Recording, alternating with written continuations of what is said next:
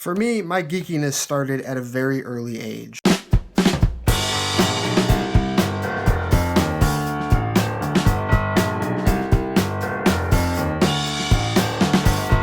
I was maybe 6 or 7 the first time I ever played with Legos, and that kind of got the juices flowing, right? And then when I was 8 years old, I remember my grandmother was babysitting for me, and one night, a night that I didn't have to go to school the next morning, and so I didn't have an early bedtime, she called me into the room to watch a movie. Now, I'm going to describe this movie for you exactly the way that 8-year-old Ray saw it.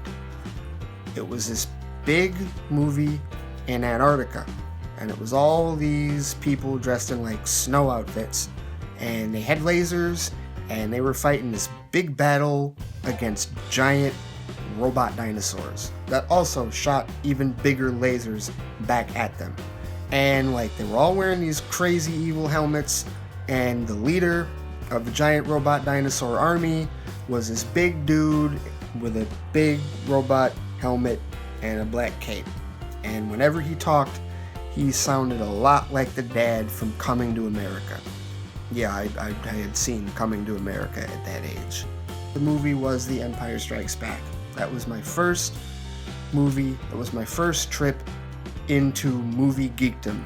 And my grandmother showed me that when I was 8 years old, and I fell in love with Star Wars from that moment on, and I pretty much became a monstrous geek from that point on.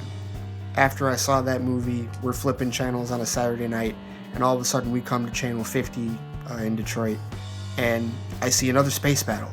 It's different looking spaceships, and they're shooting different kind of lasers at each other. And I'm like, whoa, what is this? And that turned out to be Star Trek The Next Generation. My Saturday nights as a kid consisted of this routine. I'd play Mario Brothers for like a couple of hours, and then at 7 o'clock every night I'd turn on Star Trek. And then since I really didn't have to go to bed that night, since it was a weekend, I found out that at like 11 o'clock, Star Trek The Original Series came on. And so I stayed up and I watched that. So I would get like a double dose of Star Trek at 8 years old every Saturday night, and it was the most amazing thing on earth. I loved it. I couldn't. It was unbelievable.